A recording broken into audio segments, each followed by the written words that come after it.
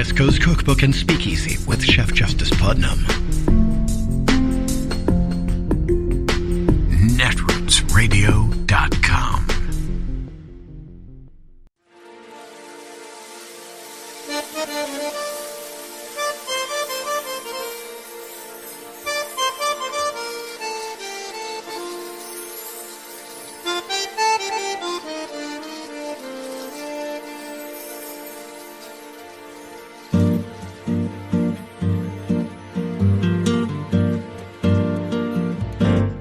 Je voudrais du soleil vert, des dentelles et des théières, des photos de bord de mer, dans mon jardin d'hiver. Je voudrais de la lumière, comme en Nouvelle-Angleterre. Je veux changer d'atmosphère, dans mon jardin d'hiver. À fleurs sous la pluie de novembre, tes mains qui courent, je n'en peux plus de t'attendre. Les années passent, qu'il est loin, là je tombe. Nul ne peut nous entendre.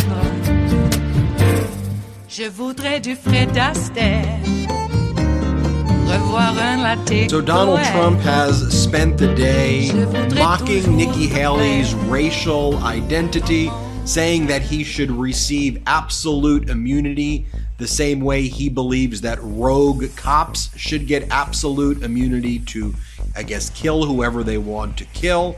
He calls her bird brain. He says that if you contribute to Nikki Haley's campaign, then you are going to be forever banished from the MAGA movement.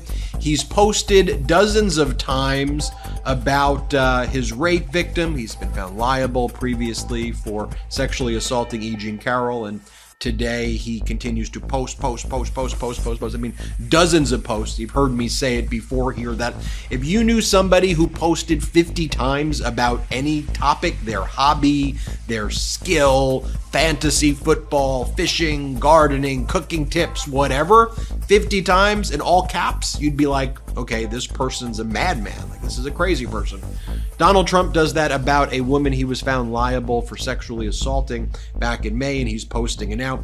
He's also attacking Mitt Romney because Mitt Romney stated that he and the Democrats are trying to create a bipartisan immigration bill and trying to make sure that they can deal with the southern border, but Donald Trump wants to whine about the issue rather than actually come to any solution. So that's my summary of what Donald Trump's doing, but let's just get into it. We posted this story on MidasTouch.com, and by the way, make sure you're signed up for our new newsletter, MidasTouch.com/newsletter, but here's the article. Trump reposts video mocking Nikki Haley's racial identity. Trump continues targeting Haley's Indian heritage. Trump reposted a video from a MAGA Republican influencer and troll named Terrence K. Williams mocking Nikki Haley for calling herself brown. Williams, who is popular among MAGA Republicans for mocking racial topics, playing into anti-black stereotypes, acknowledged Haley is Indian, but implied Haley looks white and should be laughed at and mocked for claiming she experienced racism. And there's a whole video that was posted here. I'm not going to play the video. If you want to go to MidasTouch.com and watch it, you can watch it. I don't want to post a video of a racist rant against Nikki Haley on my YouTube channel, even though it's newsworthy. I just don't want to do it. So I apologize if you wanted to see the video. Here's what Donald Trump posted as well. All caps. A president of the United States must have absolute full immunity, without which it would be impossible for him or her to properly function. Any mistake, even if well-intended, would be met with almost certain indictment by the opposing party at term end. Even events that cross the line must fall under total immunity. or it will be years of trauma trying to determine good from bad. There must be certainty. Example, you can't stop police from doing the job of strong and effective crime prevention because you want to guard against the occasional rogue cop or bad apple. Sometimes you just have to live with it. I mean, you have to live with a rogue cop killing an innocent person. That's actually not the way our system works, and no one would want our system to work that way. Yes, there are lots and lots of great members of law enforcement out there, courageous, and most are. However, when you have a rogue cop, a bad cop, or as Donald Trump said in his speech, a bad priest, or when the church does something wrong, implying, the pedo priests, they should be held accountable. They don't get absolute immunity. What in the world are you talking about? But that's how Donald Trump is spending the day, posting racist videos, demanding absolute immunity, saying he's like a rogue cop. By the way, he goes, I heard bird brain, and that's how he refers to Nikki Haley. I heard bird brain totally bombed last night in South Carolina. Why the surprise? She just bombed in Iowa and New Hampshire in a very big way and lost both states. She also lost Nevada because she saw the polls and decided to take a pass on it. 100% Trump. I mean, by the way, you've got President Biden out there right now talking about what he's going to do for the American people, talking about his policies for workers, how he's going to and has improved wages. You got Biden out there talking about reducing prescription drug prices. You've got Biden out there talking about making healthcare affordable and accessible, talking about making education affordable and accessible, protecting Social Security, making sure that Obamacare, the Affordable Care Act, has record signups right now, reducing the price of insulin. I'm sure you've benefited from policies because of President Biden. Your 401k is probably better. GDP growth is up right now. President Biden's also trying to reach bipartisan solutions on the border while Donald Trump is trying to prevent that. And I want you to take a look at this. This is what Mitt Romney had to say, because then Donald Trump reflexively posts about everything. Mitt Romney said, look, we're trying to make a deal here, and we're trying to come up with solutions for the border, and Donald Trump's trying to kill it so he can whine about an issue, so he can complain about an issue. Here, play this clip of Mitt Romney. Play it. Oh, I think the border is a very important issue for Donald Trump, and the fact that he would communicate to Republican senators and Congresspeople that he doesn't want us to solve the border problem because he wants to blame Biden for it is really appalling. But the reality is that we have a crisis at the border. The American people are suffering as a result of what's happening at the border. And someone running for president ought to try and get the problem solved, as opposed to saying, hey, save that problem. Don't solve it. Let me take credit for solving it later. And so, of course, Donald Trump responds to that, but is really sending an order, a message to the MAGA Republicans in the House of Representatives, saying, in response to the statement made by Pierre Delecto, I haven't spoken to a Mitt Romney in years, and he knows nothing about me or my views. Fortunately, he will be permanently leaving the Senate soon, and our country will be a better place for it. But that being said, we need a strong, powerful, and essentially perfect border. Unless we get that, we are better off not making a deal, even if that pushes our country to temporarily close up for a while, because it will end up closing anyway with the unsustainable invasion, a death wish for the USA. Between our rigged elections and open borders, our country's in seriously trouble. A border deal now would be another gift to the radical left Democrats. They need it politically, but don't care about our border. What is currently being worked out in the Senate will be meaningless in terms of border security and closure. It actually won't be. You have serious senators doing their jobs and trying to come up with a bipartisan solution to address issues in a meaningful way, not some performative way that you can go, oh, look what I'm doing. I'm putting barbed wire fence. Look what a tough guy I am. Actually addressing the issue. But with MAGA Republicans, you can't address issues. You can't have serious conversations because this is the behavior that they engage in. Oh, and here Donald Trump is posting, 20, 30, 40 messages about E. Jean Carroll, a woman who he was found liable for sexually assaulting. Now Donald Trump spends all the time posting about her. I mean, over and over again, like an obsessive, harassing, tormenting maniac that he is. We know Donald Trump posts his birther posts about Nikki Haley, saying that she shouldn't even be eligible to run, using just completely false conspiracy theories. That's what Donald Trump's doing as well, making posts calling her bird brain. And then he gives interviews where he says, like, I give her these nicknames because wherever she comes from, I just think that they're good nicknames. This is what he had previously said on Fox. Play this clip. It just felt good to me. And with her, it's just something that came. It's a little bit of a takeoff on her name, her name, wherever she may come from, but it's just. What do you mean by that? What do you mean? It's a little bit of a takeoff. I look at her name. I look at a lot of people. I do a lot of names for people, like Pocahontas. She said, my mother said I look like an Indian, so I started calling her Pocahontas. Some people say I'm very good at that, but... Oh, and here's a post that he made. While President Biden is standing shoulder to shoulder with union leaders talking about helping workers out, Donald Trump is applauding a fellow billionaire or decamillionaire. I'm not even sure if Donald Trump's a billionaire, but a wealthy individual for selling 717 Fifth Avenue to Gucci for $963 million in New York. I thought you told me, Donald Trump, that all of the businesses were fleeing. Wait a minute, there's a nearly billion dollar deal, and you mean businesses are coming to New York? You mean businesses are thriving in New York? You mean our GDP in the United States is thriving right now? You mean inflation is under control right now because President Biden took steps to control it? You mean that the 401ks are doing better, that the stock market keeps hitting record highs? Is that what you mean? It is Friday, the 26th of January of 2024, and you are in West Coast Cookbook and Speakeasy. I am your chef de cuisine, Justice Putnam. Gunner, the English bulldog, is our snoozing sous chef. Precious, the little Yorkie, is our door girl. And she will be seating you directly for our especially special daily special Blue Moon Spirits Fridays, because we are all night hawks in the diner of life. Yes, we are. So, how are you?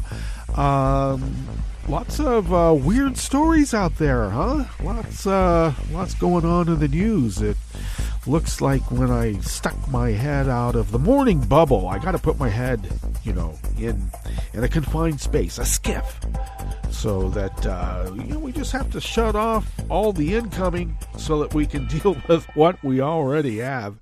But I did lift my head up ever so briefly to notice that Donnie apparently walked out in a huff in the middle of the closing arguments for everyone, including the jury, to see.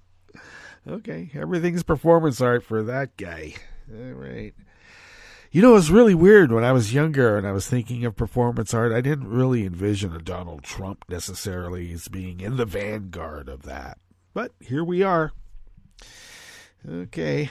Let's see. What else do we have going on? Well, we have some stories out of Florida, of course, and even New Mexico and Ohio, and of course, over there in Europe, even the moon. We got news from everywhere. And but before we get into that, there's all that's going on that we didn't fit in, but we like to speak about. And part of that is this. Well, it seems like a concerted effort to overthrow the United States of America. 25 governors signed on, basically for insurrection, sending their National Guard to Texas to keep the feds out, under the auspices of, we're being inundated by all these proud people. Help us. Yeah, well, tell your guys in Congress to, think about America first and stop holding up these budget bills to fund taking care of the border So we don't have these issues at such a large scale that we have right now. But no, the murderous psychos, yeah, they're psychos. Greg Abbott is a psycho. They're much more intent on killing brown people so, they can kick the libs. Oh, you care about a dead mom and her 2 kids? What are you, a snowflake? Yeah, I'm getting really tired of it. So 25 governors have signed on to basically have a civil war. All right. Now, Joe did give an ultimatum last night, gave him 24 hours or else, and I hope or else might be just nationalizing those National Guards, taking them out of the hands of the governors. And if those guys want to break the chain of command and their oath to the Constitution of the United States of America, not the Confederate States, the United States, then they will be dealt with accordingly under military law. And if these 25 governors want to keep going where they're going, the 14th Amendment applies not just to the President of the United States, who's a mobbed-up Russian money launderer. Jesus. So, at least I got that off my chest. What do we have in store for you then? Here in the rest of the morning as we gather here in the salon we call West Coast Cookbook and Speakeasy, and we are now in the Bistro Cafe of such salons. So there you go. And we'll have the chef's table a little bit later. On the rest of the menu, oh yes, of course, Trump lashed out. And he lashed out yesterday, he lashed out today. Just the same old, same old. On the rest of the menu, Florida removed sociology as a core course option for public colleges because students should focus on preparing for, quote, high demand, high wage jobs, not woke ideology, end quote. They really, really, really want to make public education into nothing more than a trade school. Alrighty. A bid to overhaul New Mexico's oil and gas regulations clears its first hurdle amid fierce litigation. And I wonder where that litigation is coming from. And the Republican Ohio Attorney General Yost rejected a Voting Rights Coalition's ballot petition for a second time. And trust me, he'll reject the third and fourth one too. After the break, we move to the chef's table where anti-Semitic acts have risen sharply in Belgium and France since the Israel-Hamas war began. And that's all part of that concerted effort I keep telling everybody about. It's AstroTurf. This BS about having a civil war, that's AstroTurf. And I tell you, the same people funding the Hamas one are the same people funding this one here. And I'm not just eating crow. See what I did there? Alrighty. And Japan's precision moonlander has hit its tiny target on the moon's surface, upside down. All that and more on West Coast Cookbook and Speakeasy. Bon appetit.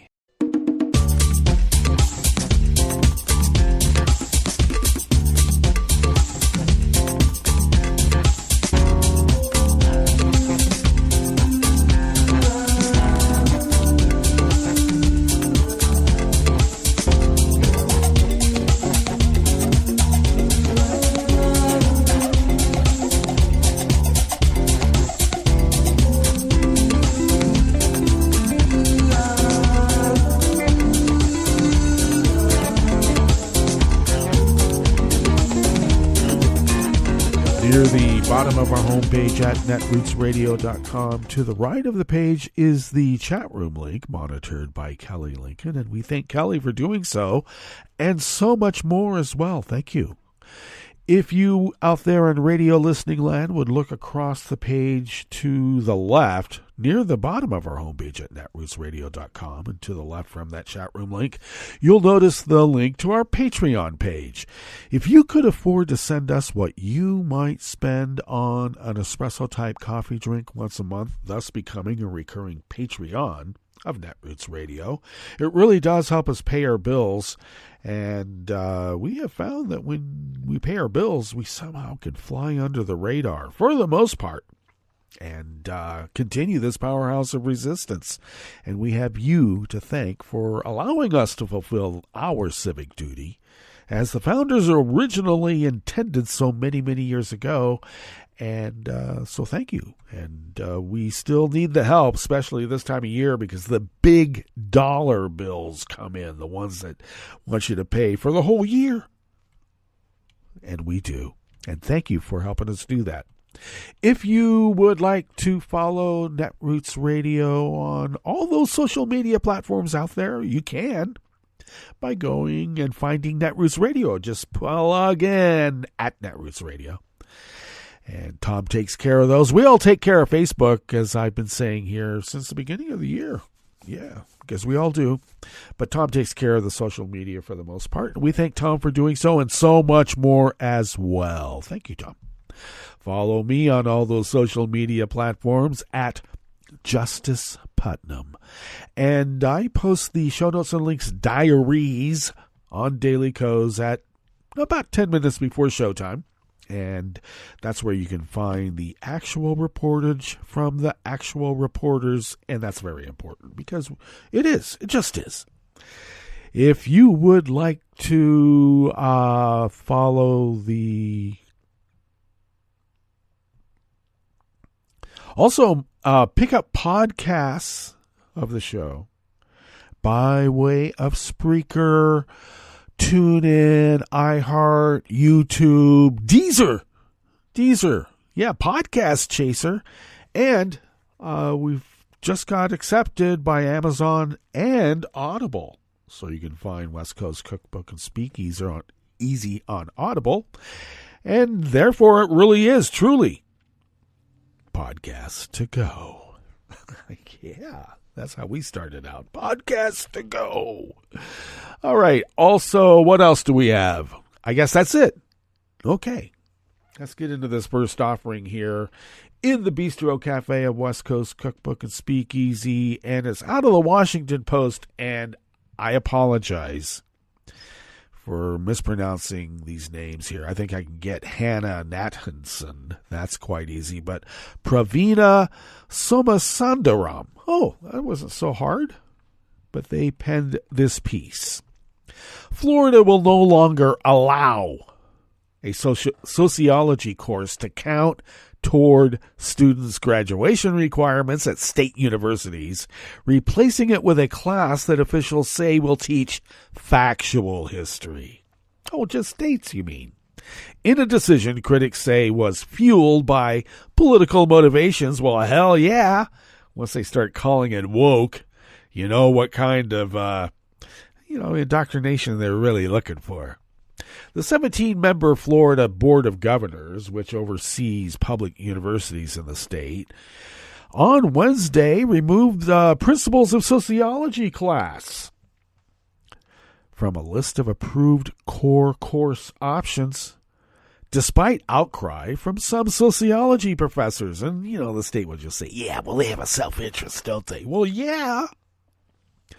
The board replaced the sociology requirement with a course called Introductory Survey to 1877. Oh, which members said will provide a historically accurate account of America's founding, the horrors of slavery, the resulting Civil War, and the Reconstruction era. And that's all you get to learn.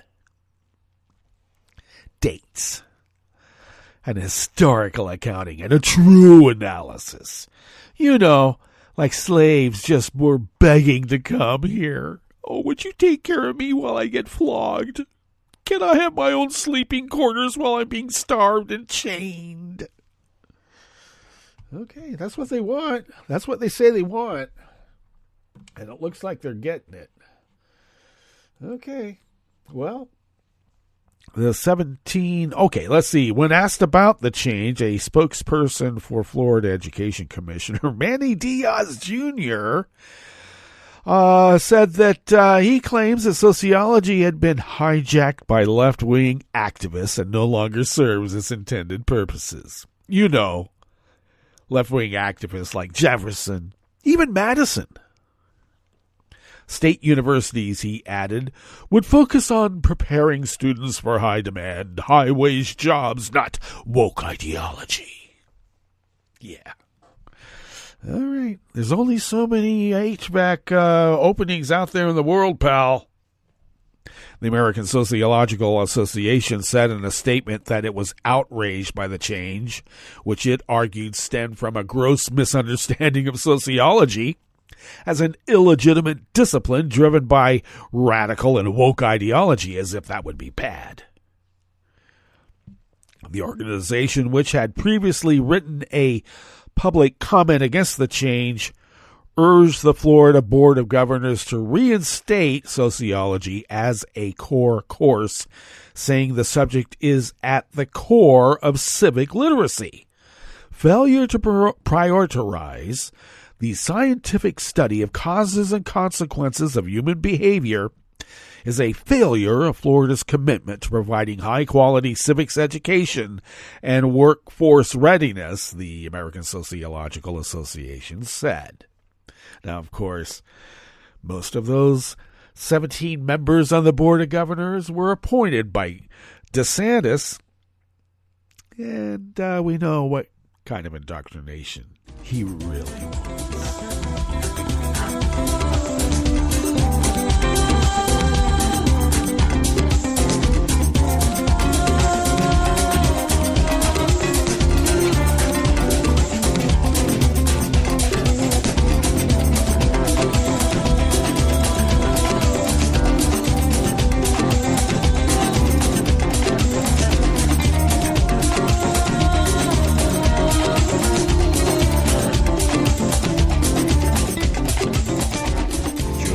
Smythe of the Associated Press brings us this next offering here in the Bistro Cafe of West Coast Cookbook and Speakeasy Blue Moon Spirits Fridays. A coalition of voting rights groups is vowing to fight on after Ohio Republican Attorney General David Yost issued his second rejection yesterday, Thursday, of petition language it has submitted for a proposed constitutional amendment. Yost found the amendment's title, Ohio Voters' Bill of Rights, was highly misleading and misrepresentative of the measure's contents, even as he acknowledged that his office had previously certified identical language. For instance, it certified a nursing facility patient's Bill of Rights in 2021 and another Ohio Voters' Bill of Rights in 2014. The Ohio Voters' Bill of Rights calls for enshrining the right for all Ohioans to vote safely and securely in the state constitution. The proposed amendment includes automatic voter registration, same-day voter registration, and expanded early voting options and locations. Oh, apparently that's considered woke. The push for the amendment follows Ohio's enactment last year of sweeping new election restrictions, including a strict photo ID requirement and shortened windows after Election Day for returning and curing ballots. In the past, this office has not always rigorously evaluated whether the title fairly or truthfully summarized a given proposed amendment. Yeah, Yost wrote the coalition's attorney, but recent authority from the Ohio Supreme Court has confirmed that the title for a ballot initiative is material to voters. Okay. In other words, a Bill of Rights for voters so that they have a right to vote is not considered constitutional by Republican Yost.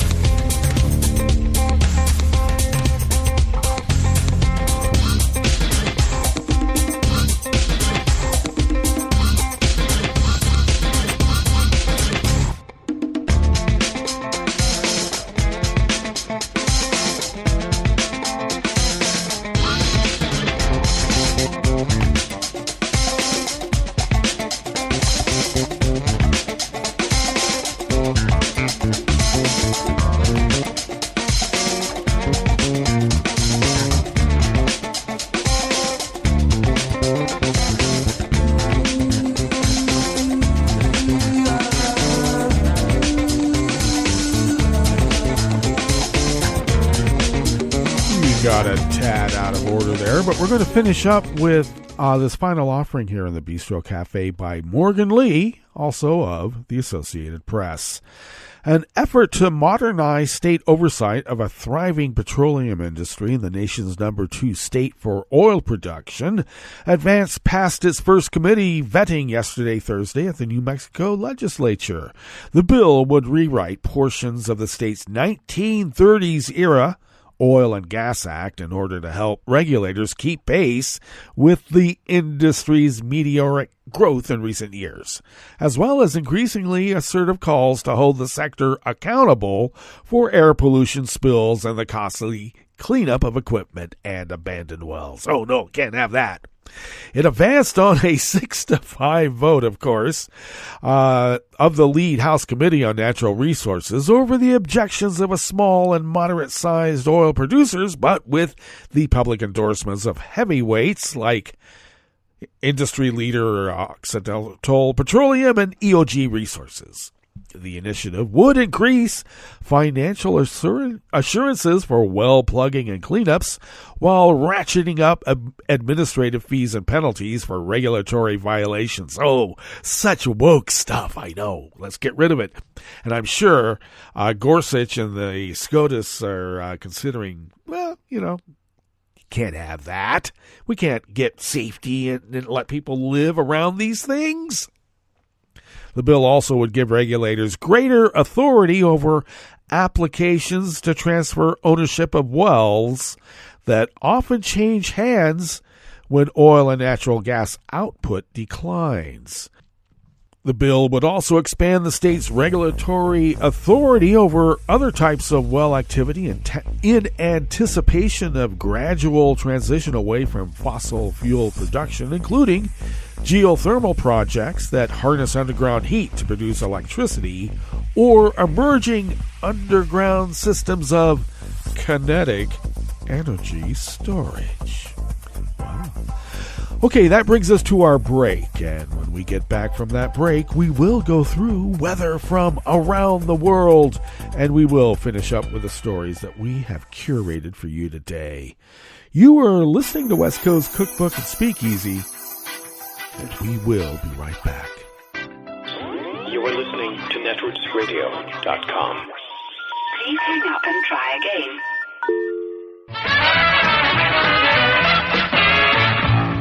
From a point at sea to the circles of your mind, a new force is at work for planetary transformation. New radio for a new Earth.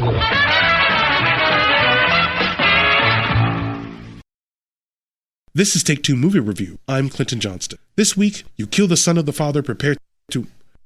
Once, I heard someone say it was a misstep for jazz to move away from jazzing up popular show tunes, because while making original compositions may have been a step forward in artistry, it disconnected the genre from the world of popular music. Because, you can make a powerful artistic statement when you take something familiar and represent it with increased style, nuance, and refinement. Hamlet, after all, is just a revenge tale. You kill my father, prepare to die.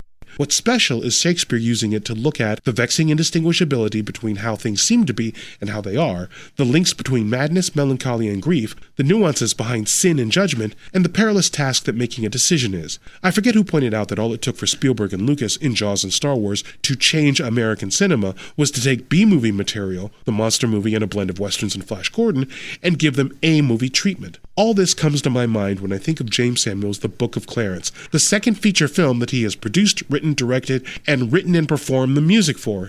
Dude, who are you? Samuel takes the story of the last weeks of Jesus' life and reforms all these ancient Hebrews as black people in this sort of fictionalized hybrid of both cultures. Like how he lets Shalom saddle up right next to Peace Brother, or like how he shows this closed, vibrant, swaggering community of saints, sinners, slaves, and scoundrels under the occupying, oppressive, policing thumb of the Romans, played by white Brits, because who else plays Romans in these movies? In this world, we meet Clarence, no account twin brother of the Apostle Thomas. Clarence is drawn to Jesus to stay one step ahead of his life-threatening gambling debts, and his past starts to follow the Messiah's. Yeah, what? In Samuel's 2021 Western, The Harder They Fall, I couldn't quite grasp what I'd seen. In The Book of Clarence, same thing, except I immediately wanted to see it again.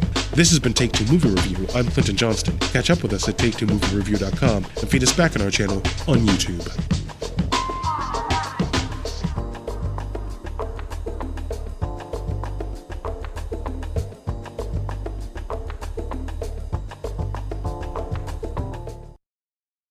Prediction is powerful. For as long as people have been thinking about the future, we've also been trying to predict it. And in some areas, we've gotten pretty good. Think like meteorology and climate modeling. But scientifically speaking, we're still pretty far from the stuff of crystal balls and oracles. There's lots of things people have no reliable way to forecast, despite what your horoscope may suggest. Absolutely.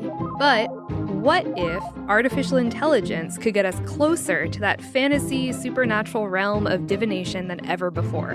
What if, for instance, an AI model could accurately forecast a person's death? Wait, what? Yeah, it sounds really scary, right? Yeah. And it might be, but probably not for the reasons you expect. I'm Lauren Leffer, Tech Reporting Fellow at Scientific American. And I'm Talika Bose, Senior Multimedia Editor. And you're listening to Scientific American's Science Quickly podcast.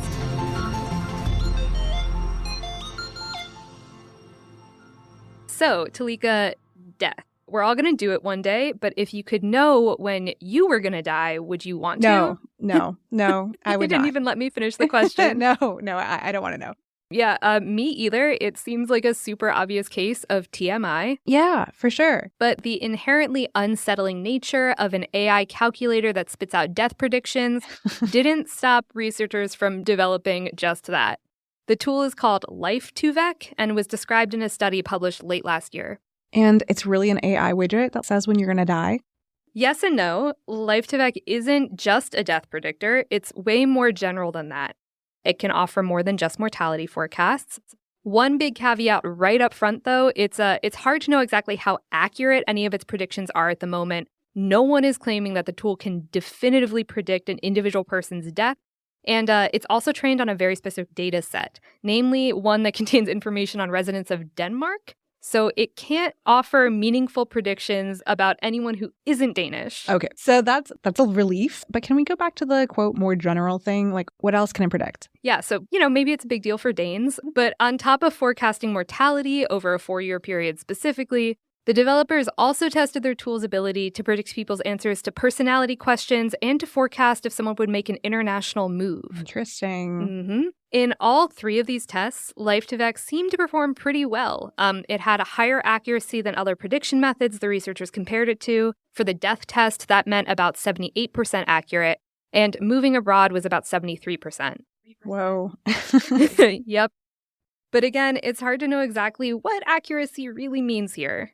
Okay, hold up. So the death calculator could also predict personality traits and if people would live abroad? Like, how? I mean, how are these things related? Okay, so let's take a step back here. Life2Vec is a machine learning model, which basically just means it's a big computer program made to detect patterns in very large data sets. Okay. The researchers, they built this model and trained it on tons of government-collected information on millions of people living in Denmark.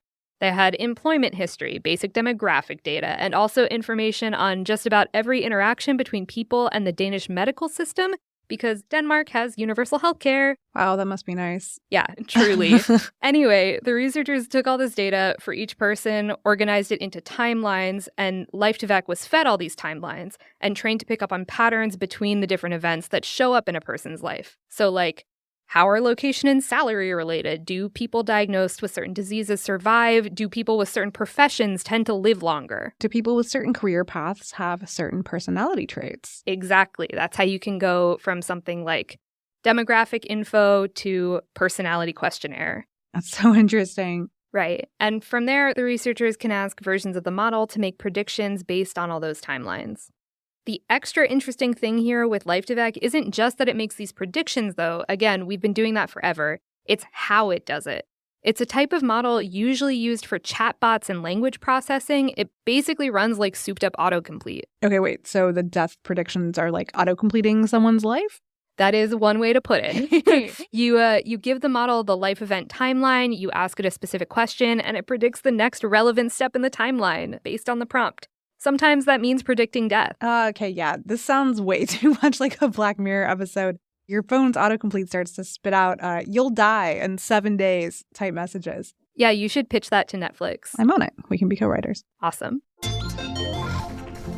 So a little bit ago, you kept touching on Life2Vec's accuracy. Like, what was that about? Yeah, so I talked with some statistical and life modeling experts about this, and none of them were super convinced by those 70+% accurate numbers that the researchers reported in the study. My favorite quote on this came from Christina Silcox, Director for Digital Health at Duke Margolis Center for Health Policy. I asked her how powerful she thought Life2Vac's mortality predictions are, and she said, quote, "I would not quit my job and go to the Bahamas based on this thing." Okay, that's kind of a burn. Yeah, it's more of a statement on how hard it is to predict something like death and to assess the accuracy of something so new. There's really nothing obvious to compare Life2Vac to.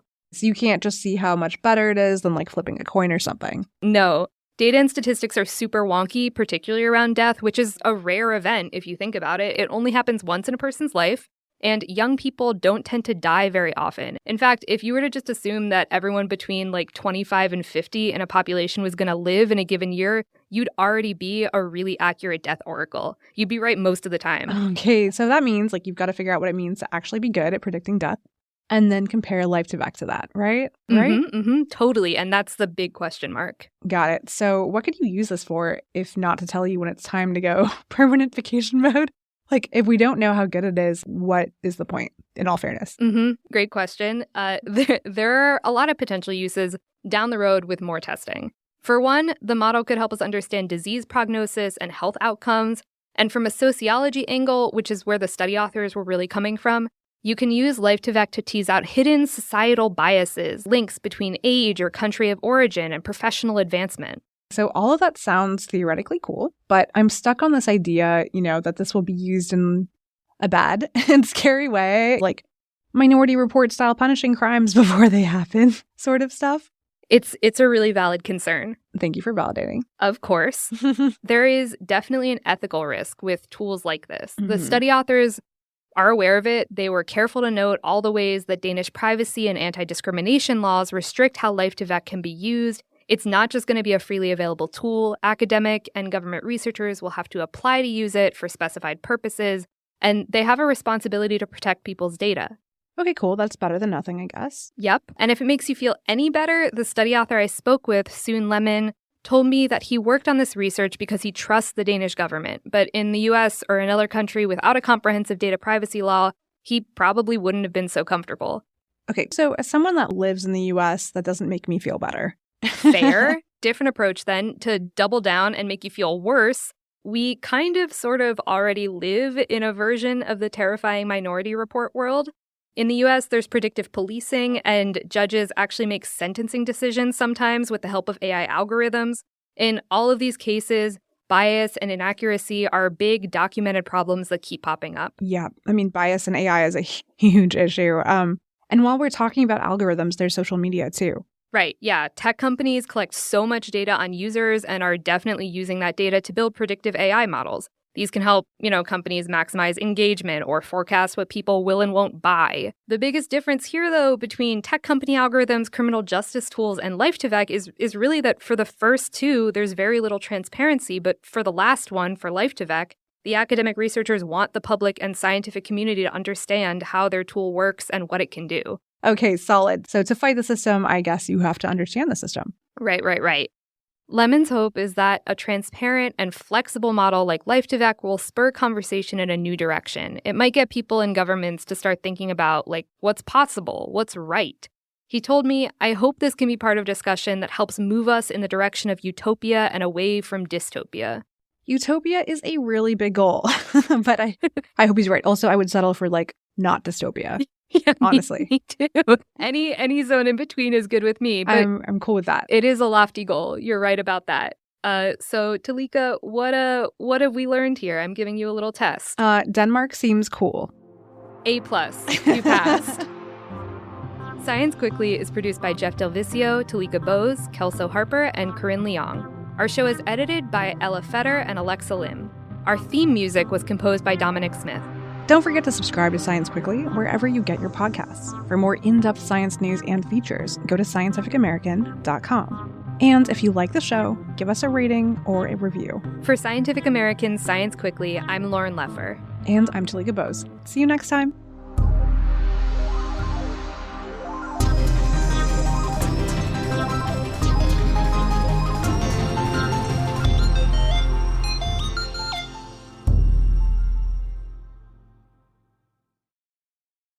Hi, I'm Tom Hartman, and since you're listening to netrootsradio.com, show your progressive side and go to the donate button on the bottom of the homepage. It's progressives like you who power Netroots Radio and keep the progressive message beaming everywhere 24 hours a day. Just go to our donate button at the bottom of netrootsradio.com. Thank you for keeping progressive radio at full power.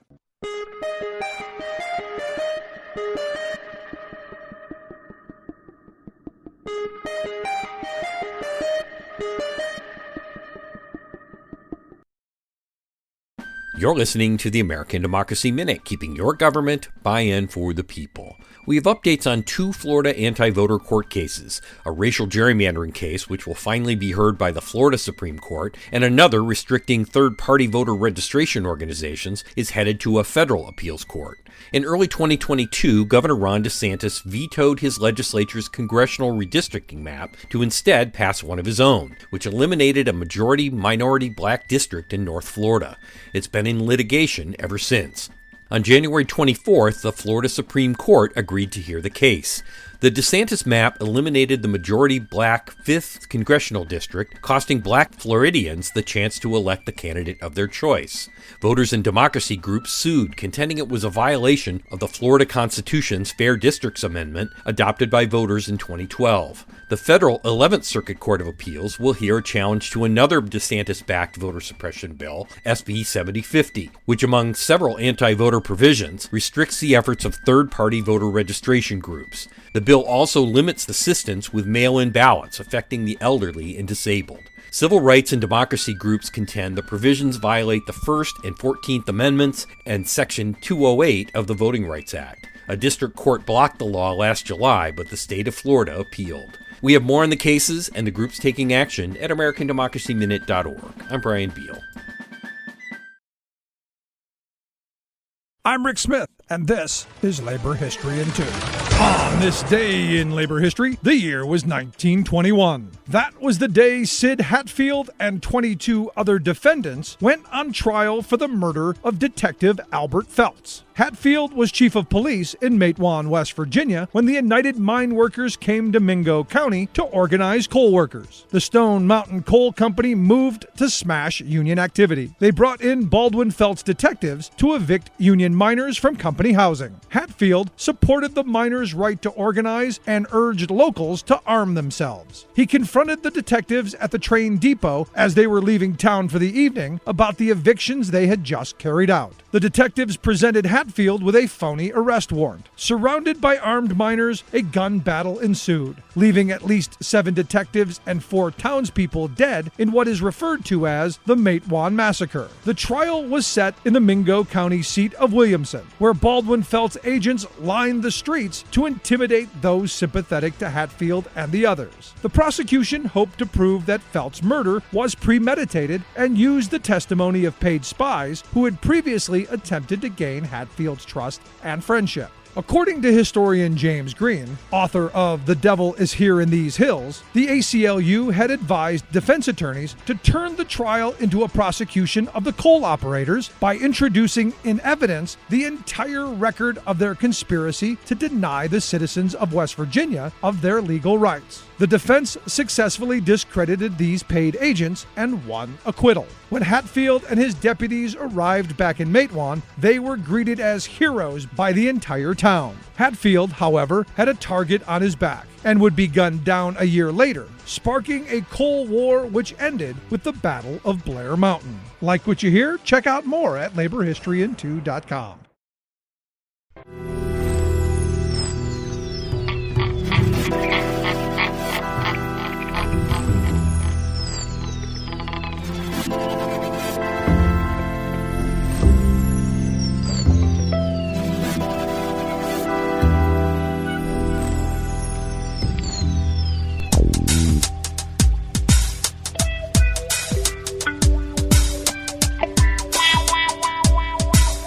Stay Thank you for accompanying us here to the Chef's Table at West Coast Cookbook and Speakeasy. Blue Moon Spirits Fridays, because we are all night hawks in the Diner of Life.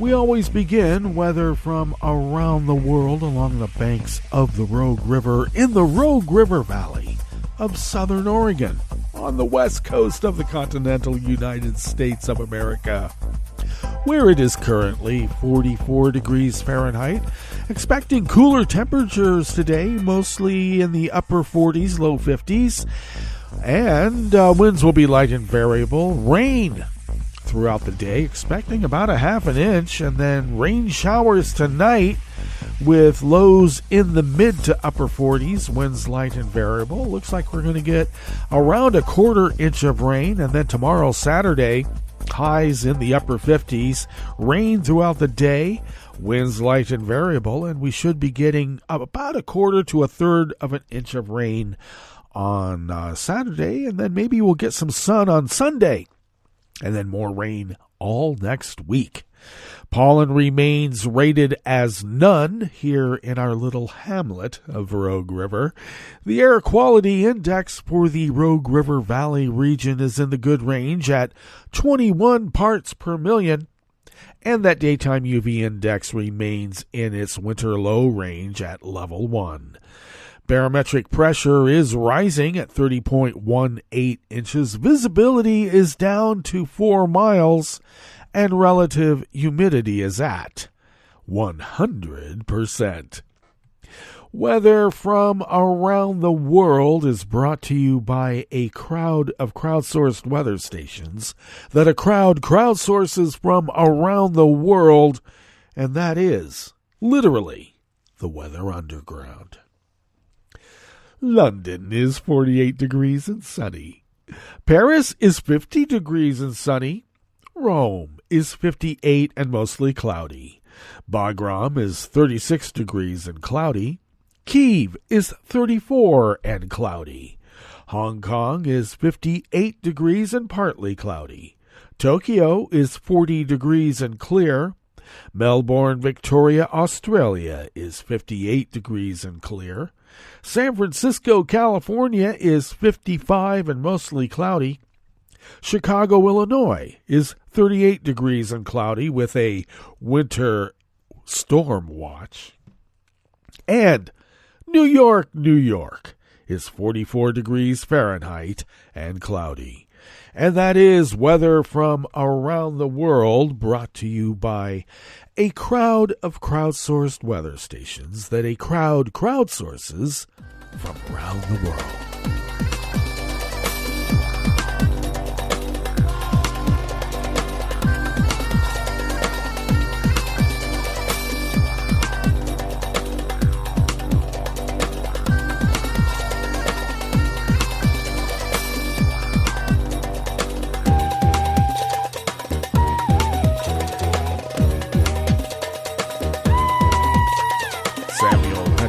Of the Associated Press brings us this first amuse-bouche here at the Chef's Table at West Coast Cookbook and Speakeasy, Blue Moon Spirits Fridays.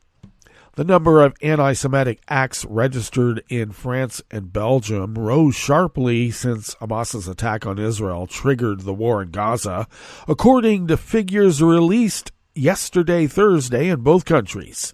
In France, data from the Interior Ministry and the Jewish Community Protection Service showed that 1,676 anti-Semitic acts were reported in 2023 compared to just 436 the previous year. Just 436. According to the Council of Jewish Institutions in France, the country's main Jewish interest group, the number of anti-Semitic acts in the 3 months that followed the October 7 attack equaled those of the previous 3 years combined. In neighboring Belgium, an independent public body fighting discrimination said it received 91 reports related to the Israel-Hamas conflict between October 7th and December 7th. And that was compared to 57 reports for the whole year of 2022. Most of the reports were remarks or acts considered as anti-Semitic, including cases of Holocaust denial, and in 66 cases it was clear the targets were Jewish. Most of the cases involved hate messages, more than half of them online, but there were also comments made in public areas. The report cited cases of beatings, graffiti, and desecration of dozens of graves in the Jewish section of the cemetery close to the Belgian city of Charleroi. And many European countries have registered a rise in reported anti-Semitic acts and comments since the outbreak of the war. The Anti-Semitism Observatory in Italy said 454 incidents were reported in the country last year, the highest level ever reported in the country. They included violent clashes by anti-Israeli demonstrators trying to reach a trade fair in the northern city of Vicenza on Saturday to protest the presence of an Israeli pavilion at the event. Belgium has a Jewish population of about 29,000 people, according to the World Jewish Congress. Although most of the Jewish community in the capital of Brussels is secular, the port city of Antwerp has a large Orthodox or ultra-Orthodox population and the largest Hasidic community in Europe. In France, which has Europe's largest Jewish and Muslim communities, the Council of Jewish Institutions in France said that 57.8% of anti-Semitic acts in 2023 were directed against individuals. They involved physical violence or threatening words and gestures. The group also noted an explosion in the number of anti-Semitic acts in the country's schools.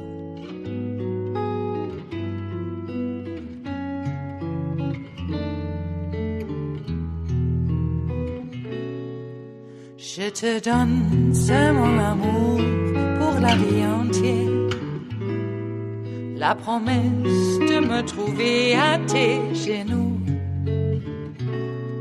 Aussitôt que tu m'appelles, rester toujours fidèle, c'est tout, c'est tout. Je te donne tous mes printemps, mes étés de mer, mes automnes quand les feuilles tombent partout.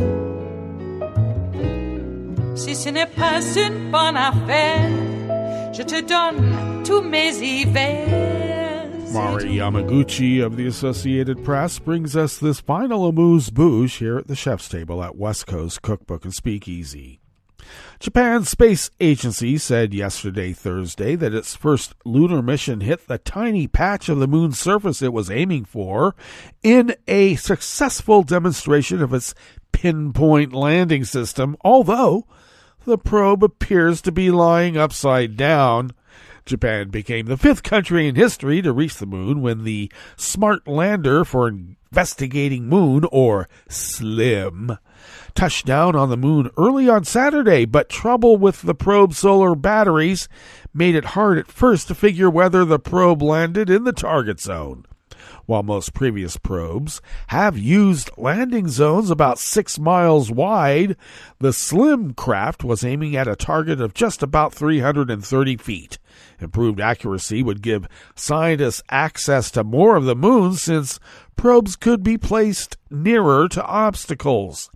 One of the lander's main engines lost thrust about 54 yards above the moon's surface, causing the harder landing than planned, so that's how it toppled over. A pair of autonomous probes released by the craft before touchdown sent back images of the box-shaped vehicle on the surface, although it appeared to be upside down. After a few days of data analysis, the Japan Aerospace Exploration Agency, or JAXA, determined that the spacecraft landed about 60 yards away from its target in between two craters near the Shilo crater, a region covered in volcanic rock.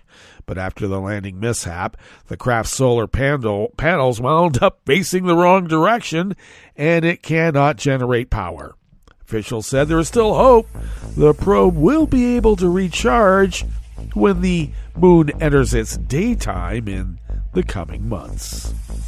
All right, we'll follow that as it develops. And that brings us to the end of our broadcast period for the day and the week. And you know that Netroots Radio broadcasts on, and we will be meeting up here on Monday for River City Hash Mondays.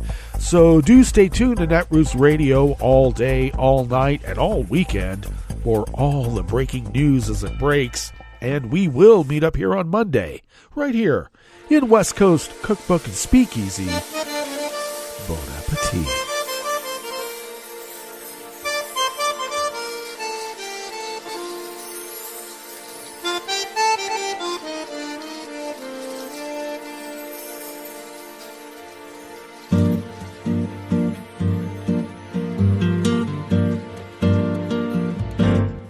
Je voudrais du soleil vert, des dentelles et des théières, des photos de bord de mer, dans mon jardin d'hiver. Je voudrais de la lumière, comme en Nouvelle-Angleterre. Je veux changer d'atmosphère, dans mon jardin d'hiver.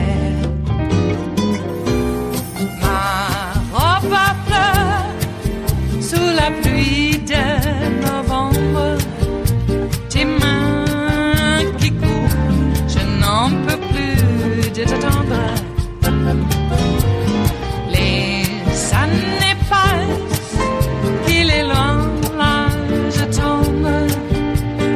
Nul ne peut nous entendre.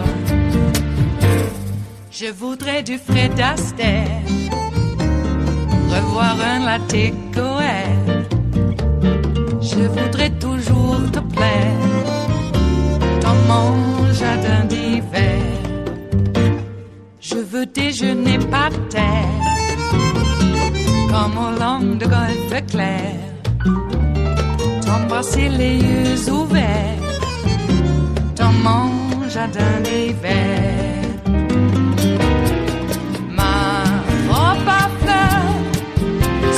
Pluie de novembre, tes mains qui courent, je n'en peux plus de t'attendre. Les années passent, il est loin, là je tombe. Nul ne peut nous entendre. Ba-da-da-dum-di-da-dum. Ba-da-da-dum-di-da-dum.